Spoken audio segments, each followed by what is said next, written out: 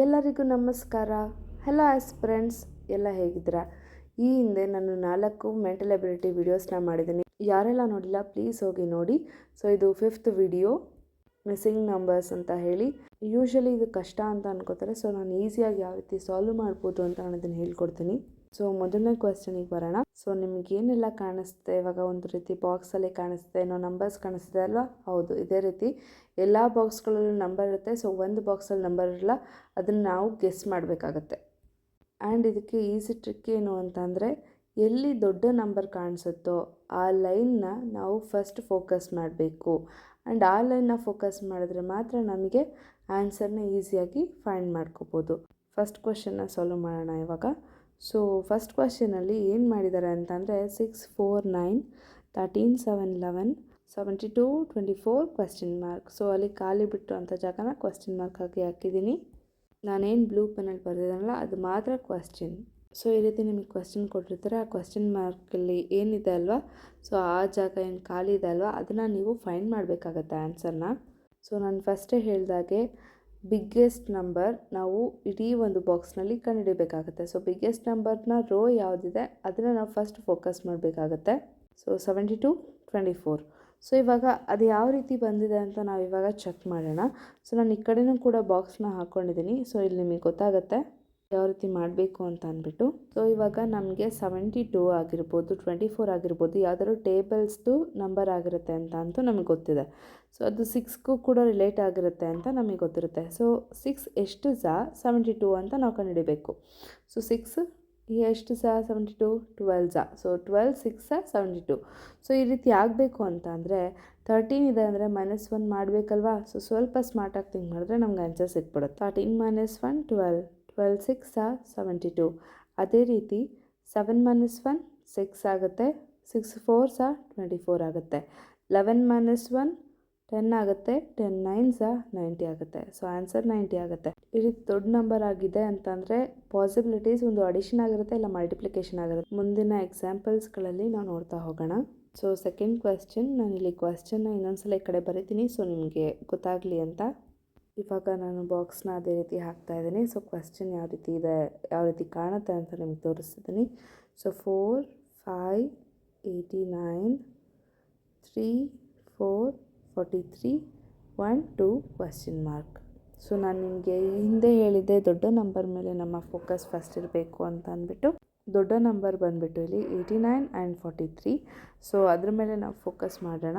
So ಆ ರೋನ ನೋಡ್ಕೊಳ್ಳೋಣ, ಇಲ್ಲ ಆ ಕಾಲಮ್ನ ನೋಡೋಣ, ನಮಗೆ ಆನ್ಸರ್ ಸಿಗುತ್ತಾ ಅಂತ ಅಂದ್ಬಿಟ್ಟು. ಸೊ ಈಸಿಯಾಗಿ ನಾವು ಮಾಡೋದಾದರೆ 4, 5s 20 ಆಗುತ್ತೆ. ಸೊ 89 ಅಲ್ಲೂ ಕೂಡ ಬರೋಲ್ಲ. ಸೊ 4 ಸ್ಕ್ವೇರ್ 5 ಸ್ಕ್ವೇರ್ ಮಾಡಿದ್ರೆ ಏನಾದ್ರು ಬರುತ್ತಾ ಅಂತ ನೋಡೋಣ. ಸೊ ಅಲ್ಲೂ ಕೂಡ 400 ಬರೋದ್ರಿಂದ 89 ಬರೋದಿಲ್ಲ. ನೆಕ್ಸ್ಟು 4 ಸ್ಕ್ವೇರ್ + 5 ಸ್ಕ್ವೇರ್ ಮಾಡೋಣ, ಆನ್ಸರ್ ಏನು ಬರುತ್ತೆ ನೋಡೋಣ. ಸೊ ಆ ರೀತಿ ಸ್ಕ್ವೇರ್ ಮಾಡ್ತು ಅಂತಂದರೆ 41 ಬರುತ್ತೆ. ಸೊ ಅಲ್ಲೂ ಕೂಡ ನಮಗೇನು ಆನ್ಸರ್ ಸಿಕ್ಕಲ್ಲ. ಸೊ ಈ ರೀತಿ ಆದಾಗ ನಾವು ಇನ್ನೊಂದು ಸ್ಟೆಪ್ನ ಮುಂದೆ ಹೋಗಿ 4³ + 5 ಸ್ಕ್ವೇರ್ ಮಾಡಿದಾಗ ಏನು ಆನ್ಸರ್ ಬರುತ್ತೆ ಅಂತ ನೋಡೋಣ. ಆನ್ಸರ್ ಬಂದ್ಬಿಟ್ಟು 89 ಬರುತ್ತೆ. ಸೊ ನಮಗೆ ಈ ಕಂಡೀಷನ್ ಎಕ್ಸೆಪ್ಟ್ ಆಗಿದೆ. ಸೊ ಅದೇ ರೀತಿ ಅದೇ ಕಂಡೀಷನ್ನ ನಾವು ಸೆಕೆಂಡ್ ಕಾಲಮ್ನ ನೋಡೋದಾದರೆ ಏನಿದೆ ಅಲ್ಲಿ 3³ + 4 ಸ್ಕ್ವೇರ್ = 43 ಆಗುತ್ತಾ ಅಂತ ಚೆಕ್ ಮಾಡಿದ್ವಿ. And definitely it is working out.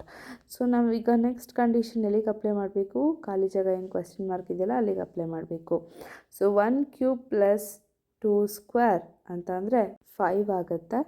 So ನಮಗೆ ಕಂಡೀಷನ್ಸ್ ಕೂಡ ಅಪ್ಲೈ ಆಯಿತು ಆ್ಯಂಡ್ ಕಂಡೀಷನ್ಸ್ ಪಾಸ್ ಆಯಿತು. ಸೊ ನಮಗೆ ಆನ್ಸರ್ ಕೂಡ ಸಿಕ್ತು. ಸೊ ನೆಕ್ಸ್ಟ್ ಕ್ವೆಶ್ಚನ್ಗೆ ಹೋಗೋಣ. ಸೊ ಈ ಒಂದು ಬಾಕ್ಸ್ಗಳಲ್ಲಿ ತುಂಬಾ ಬಾಕ್ಸ್ಗಳು ಅನಿಸುತ್ತೆ ಆ್ಯಂಡ್ ತುಂಬಾ ಕನ್ಫ್ಯೂಷನ್ ಆಗುತ್ತೆ ಅನಿಸುತ್ತೆ. ಬಟ್ ಇಲ್ಲ, ತುಂಬ ಈಸಿಯಾಗಿ ಆನ್ಸರ್ ಹುಡುಕ್ಬೋದು. ನಾನು ಹೇಳಿದಾಗೆ ಬಿಗ್ಗೆಸ್ಟ್ ನಂಬರ್ಗೆ ನಮ್ಮ ಫೋಕಸ್ ಫಸ್ಟ್ ಇರಲಿ. ಅದು ರೋನಲ್ಲಿದೆಯಾ ಕಾಲಮಲ್ಲಿದೆಯಾ ನೋಡ್ಕೋಬೇಕು. ಆ್ಯಂಡ್ ಅದೇ ನನಗೇನು ಆರೋ ಮಾರ್ಕ್ ಹಾಕಿದ್ದೀನಿ ಬಿಗ್ ನಂಬರ್ ಅಂತ ಅಂದ್ಬಿಟ್ಟು ಅಲ್ಲಿ ನಮ್ಮ ಫೋಕಸ್ ಇರಲಿ. ಸೊ ಅಲ್ಲಿ ಫೋಕಸ್ ಮಾಡಿದಾಗ ನಾನು ಹೇಳಿದೆ ಒಂದು ಮಲ್ಟಿಪ್ಲಿಕೇಶನ್ ಆಗಿರಬೇಕು, ಇಲ್ಲ ಅಡಿಷನ್ ಆಗಿರಬೇಕಂತ. ಸೊ ನಾನಿಲ್ಲಿ ನೋಡಿದೆ 6 + 5 + 4 ಅಂತ ಮಾಡಿದ್ರು 15 ಆಗುತ್ತೆ. ಆ್ಯಂಡ್ ಅದನ್ನು ಮಲ್ಟಿಪ್ಲಿಕೇಶನ್ ಮಾಡಿದ್ರೆ ತುಂಬ ಬಿಗ್ ನಂಬರ್ ಆಗುತ್ತೆ. ಸೊ 34 ಬರಬೇಕಂತ ಅಂದರೆ ಇಲ್ಲಿ ತುಂಬ ರಿಸೆಂಬ್ಲೆನ್ಸ್ ಇರುವಂತಹ ನಂಬರ್ ಯಾವುದು? 6 ಆ್ಯಂಡ್ 5 ಅಂದರೆ 6 5s 30, 30 + 4 34 ಆಗುತ್ತೆ. ಸೊ ನೆಕ್ಸ್ಟ್ ಕಂಡೀಷನ್ ನೋಡೋಣ. 3 5s are 15 ಪ್ಲಸ್ 8 ಆಯಿತು ಅಂತಂದರೆ 23 ಆಗುತ್ತೆ. ಅದೇ ರೀತಿ ಕಂಡೀಷನ್ ಇದಕ್ಕೂ ಅಪ್ಲೈ ಮಾಡೋಣ. 3 ಇಂಟು ಡ್ಯಾಶ್ ಆಗಿದೆ ಪ್ಲಸ್ 9 ಮಾಡ್ತು ಅಂತಂದರೆ ನಮಗೆ 30 ಆನ್ಸರ್ ಸಿಗುತ್ತೆ. ಸೊ ಅಲ್ಲಿ ನಮಗೆ ಆನ್ಸರು 3 ಬರುತ್ತೆ. ಸೊ ಅಲ್ಲಿಗೆ 21 ಪ್ಲಸ್ 9 ಮಾಡಿದ್ರೆ 30 ಬರುತ್ತೆ ಅಂತ ಆನ್ಸರು. ಸೊ ಇದು 4th ಕ್ವೆಶ್ಚನ್. ಇದು ಯಾವ ರೀತಿ ಬರುತ್ತೆ ಅಂದರೆ ಸರ್ಕಲ್ ಮಾಡಿರ್ತಾರೆ, ಸರ್ಕಲ್ನ ಕಟ್ ಮಾಡಿರ್ತಾರೆ ಯಾವ ರೀತಿ 4 ಪೀಸಸ್ ಆಗಿ ಆ್ಯಂಡ್ ಅದರ್ 4 ಪೀಸಸ್ ಆಗಿ ಕಟ್ ಮಾಡ್ತಾರೆ. ಸೊ ಟೋಟಲಾಗಿ 8 ಪೀಸಸ್ ಆಗಿ ಕಟ್ ಮಾಡಿರ್ತಾರೆ. ಸೊ ಇದರಲ್ಲಿ ಎರಡೇ ಕಂಡೀಷನ್ ಬರುತ್ತೆ. ಒಂದು ಮುಂದೆ ನಂಬರ್ಸ್ ಏನು ಬರುತ್ತಲ್ಲ, ನಾನು ಇಲ್ಲಿ ಬರೆದಿದ್ದೀನಿ 1 ಅಂತ, ಹಾಗೆ 2 ಅಂತ. ಸೊ ಈ ರೀತಿ 1 ಅಂತ ಅಂದರೆ ಕಂಡೀಷನ್ 1, ನೆಕ್ಸ್ಟ್ಗೆ ಏನಾಗುತ್ತೆ ಅದು ಬ್ಯಾಕ್ವರ್ಡ್ ಆಗಿರ್ಬೋದು, ಫಾರ್ವರ್ಡ್ ಆಗಿರ್ಬೋದು, ಅದು ಒಂದು ಕಂಡೀಷನ್. ಇನ್ನೊಂದು ಕಂಡೀಷನ್ ಅಂದರೆ ಡಯಾಗ್ನಲಿ. ಸೊ ನಿಮ್ಗೆ ಏನು ಒಂದು ನಂಬರ್ ತೊಗೊಂಡಿರ್ತೀರ, ಫಾರ್ ಎಕ್ಸಾಂಪಲ್ 1 ತೊಗೊಂಡಿದ್ರೆ ಅದರದ್ದು ಅಪೋಸಿಟ್ ಜಾಗದಲ್ಲಿ ಯಾವ ನಂಬರ್ ಇರುತ್ತೆ ಅದನ್ನು ನಾವು ಫೋಕಸ್ ಮಾಡಬೇಕಾಗತ್ತೆ. ಸೊ ಇದರಲ್ಲಿರೋಂಥದ್ದು ಎರಡೇ ಕಂಡೀಷನ್. ಸೊ 2 ಕಂಡೀಷನ್ಸ್ನ ನಾವು ಇವಾಗ ಈ ಕ್ವೆಶ್ಚನ್ಗೆ ಅಪ್ಲೈ ಮಾಡೋಣ. ಸೊ ಇಲ್ಲಿ ಅಪ್ಲೈ ಮಾಡೋದಾದರೆ ಈ ಒಂದು ಕ್ವೆಶ್ಚನ್ನ ಫಸ್ಟ್ ನೀವು ಬುಕ್ಕಲ್ಲಿ ಬರ್ಕೊಳ್ಳಿ. ಸೊ ಆವಾಗ ನಿಮ್ಗೆ ಇನ್ನೂ ಈಸಿಯಾಗಿ ಅರ್ಥ ಆಗುತ್ತೆ. ಸೊ ಆ ರೀತಿ ಬರ್ಕೊಂಡಾಗ ನಾವು ತುಂಬ ಹತ್ತತ್ರ ಪಕ್ಕ ನಂಬರ್ಸ್ನ ನೋಡಿದಾಗ ತುಂಬ ಡಿಫ್ರೆನ್ಸಸ್ ಕಾಣುತ್ತೆ.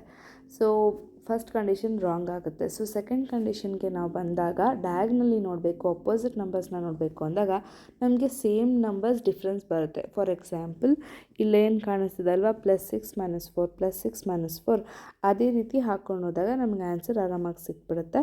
ಸೊ ನಮಗೇನು ನಾನು ಫಸ್ಟ್ ಕಂಡೀಷನ್ ಹೇಳಿದೆ, ಮುಂದೆ ಹೋಗಬೇಕು ಅಥವಾ ಹಿಂದೆ ಬರಬೇಕು, ಫಾರ್ವರ್ಡ್ ಬ್ಯಾಕ್ವರ್ಡ್, ಅದು ಫಾಲ್ಸ್ ಆದ್ದರಿಂದ ನಾವಿವಾಗ ಮಾಡ್ತಾ ಇರೋವಂಥದ್ದು ಅಪೋಸಿಟ್ ಅಂದರೆ ಡಯಾಗ್ನಲ್ಲಿ ನಾನೇನು ನೋಡಬೇಕು ಅಂತ ಅಂದರೆ ಡಿಫ್ರೆನ್ಸಸ್ನ. ಸೊ ಆ ರೀತಿ ನೋಡಿದ್ರೆ ನಮ್ಗೆ ಆನ್ಸರ್ ಸಿಗುತ್ತೆ. ಸೊ ಅಪೋಸಿಟ್ ನೋಡ್ತೀನಿ. ಸೊ ಇಲ್ಲಿ ಅಪೋಸಿಟ್ ನೋಡಿದಾಗ ಏನಾಗುತ್ತೆ, 23ಗೆ 24ನ ನೋಡಿದಾಗ ನಮಗೆ -4 ಡಿಫ್ರೆನ್ಸಸ್ ಇರುತ್ತೆ. ಯಾಕೆಂದರೆ ಮೇಲ್ಗಡೆನೂ +6 ಇದ್ದು ಕೆಳಗಡೆನೂ +6 ಇದ್ದರೆ ಆಬ್ವಿಯಸ್ಲಿ ಅದ್ರ ಮೇಲ್ಗಡೆ -4 ಇದೆ ಅಂದರೆ ಇದು ಕೂಡ -4 ಇರುತ್ತೆ. ಸೊ -4 ಮಾಡಿದಾಗ ಏನಾಗುತ್ತೆ, 23 - 4 ಮಾಡಿದಾಗ ನಮಗೆ ಆನ್ಸರ್ 19 ಸಿಗುತ್ತೆ. ಸೊ ನಿಮಗಿದೆಲ್ಲ ಅರ್ಥ ಆಗಿದೆ ಅಂತ ಅನ್ಕೋತೀನಿ. ಸೊ ನೆಕ್ಸ್ಟ್ ಕ್ವೆಶ್ಚನ್ಗೆ ಹೋಗೋಣ. ಯೂಶ್ವಲಿ ಈ ಕ್ವೆಶ್ಚನ್ನ ನೋಡಿದ್ರೆ ಪ್ಯಾನಿಕ್ ಆಗುತ್ತೆ, ಏನಿದು ಒಂದಕ್ಕೊಂದು ಸಂಬಂಧ ಇಲ್ಲ ಅಂತ. ಬಟ್ ನಾನಿವಾಗ ಸಾಲ್ವ್ ಮಾಡೋದು ನೋಡಿದ್ರೆ ನಿಮಗೆ ಈಸಿಯಾಗಿ ಅರ್ಥ ಆಗುತ್ತೆ, ಅಥವಾ ನೀವೆಲ್ಲ ಈಗಲೇ ನೋಡಿ ಅರ್ಥ ಮಾಡ್ಕೊಂಡಿರ್ಬೋದು. ಬಟ್ ಬರೀ ಇದೇ ಕ್ವೆಶ್ಚನ್ನ ನೋಡಿದಾಗ ಸ್ವಲ್ಪ ಕನ್ಫ್ಯೂಷನ್ ಆಗುತ್ತೆ, ಅದಕ್ಕೋಸ್ಕರ. ಸೊ ಈ ರೀತಿ ನೀವು ನೋಡಿ ಈ ಥರ ಬ್ಲಾಕ್ ಮಾಡ್ಕೊಂಡು ಬನ್ನಿ. ಸೊ ಆವಾಗ ನಿಮ್ಗೆ ಏನಾದರೂ ಒಂದು ಐಡಿಯಾ ಬರುತ್ತೆ. ಇಲ್ಲ ಡಯಾಗ್ನಲಿ ಮಾಡಿ, ಇಲ್ಲ ನೆಕ್ಸ್ಟ್ ನಂಬರ್ನ ನೋಡ್ಕೊಳ್ಳಿ. ಸೊ ನಾನಿವಾಗ ಬಾಕ್ಸ್ ಮಾಡ್ತಿದ್ದೀನಿ. ಸೊ ಎಲ್ಲೋ ಒಂದು ಕಡೆ ರಿಸೆಂಬ್ಲೆನ್ಸ್ ಅಂತ ಅನ್ನಿಸುತ್ತೆ. 3 ಮತ್ತು 27 ಎಲ್ಲೋ ನೋಡಿದ್ದೀನಿ ಅನಿಸುತ್ತೆ, ಆ್ಯಂಡ್ 4 64ನ ಎಲ್ಲೋ ನೋಡಿದ್ದೀನಿ ಅನಿಸುತ್ತೆ.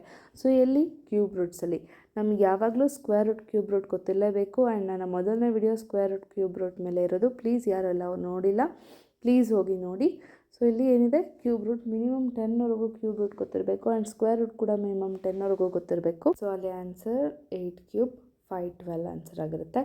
ಸೊ ನೆಕ್ಸ್ಟ್ ಒಂದು ಕ್ವೆಶ್ಚನ್ ನೋಡೋಣ. ಸೊ ಈಗ ಈ ಕ್ವೆಶ್ಚನಲ್ಲಿ 3 ಫಿಗರ್ನ ಕೊಟ್ಟಿರ್ತಾರೆ. ಸೊ 2 ಫಿಗರ್ನ ಯಾವ ರೀತಿ ಆನ್ಸರ್ ಬಂದಿರುತ್ತೆ, ಯಾವ ರೀತಿ ಆ ನಂಬರ್ ಇರುತ್ತೆ ಅದನ್ನು ನೋಡಿ ನಾವು 3rd ಫಿಗರ್ನ ಮ್ಯಾನಿಪ್ಯುಲೇಟ್ ಮಾಡಬೇಕು ಅಂದರೆ ನಾವು ಮಾಡಬೇಕು.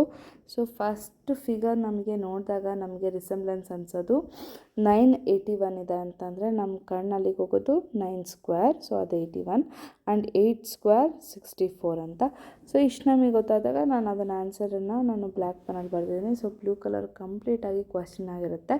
ಸೊ ಬ್ಲ್ಯಾಕ್ ಕಲರಲ್ಲಿ ನಾನು ಏನು ಬರೆದಿದ್ದೀನಿ ಅದು ಆನ್ಸರ್ ಆಗಿರುತ್ತೆ. ಸೊ ನಾನು ಇದನ್ನು ಫಸ್ಟ್ ನಾನು ಈ ರೀತಿ ಮಾಡ್ತೀನಿ, ಯಾಕೆಂದರೆ ನಿಮಗೆ ಕ್ವೆಶ್ಚನ್ ಕನ್ಫ್ಯೂಸ್ ಆಗಬಾರ್ದಲ್ವ, ಅದಕ್ಕೋಸ್ಕರ. ಸೊ ಇವೆರಡನ್ನು ನಾವು ನೋಡಿಕೊಂಡು ಈ ಕಡೆ ನಾವು ಏನು ರೈಟ್ ಸೈಡ್ ಲಾಸ್ಟ್ ಇದೆಯಲ್ಲ ಅದನ್ನು ನಾವು ಫೈಂಡ್ ಮಾಡಬೇಕಾಗತ್ತೆ.